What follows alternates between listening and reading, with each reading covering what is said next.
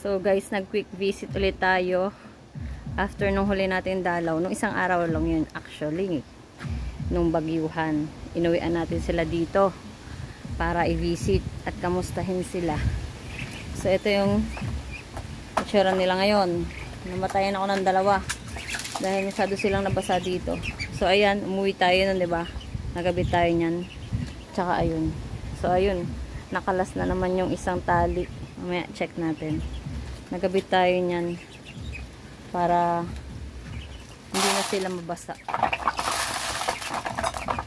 Isang araw lang yon. So ayan yung update nila. Naampiyasan kasi sila dito. Kasi yung bubong nito, 'di ba? Kung mapapansin niyo yung bubong niyan, mga scrap lang.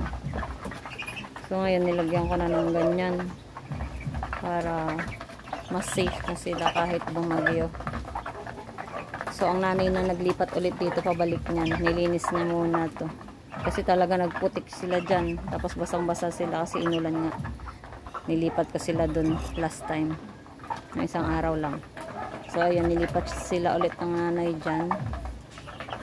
At thank you naman at umaraw na. Ayan o.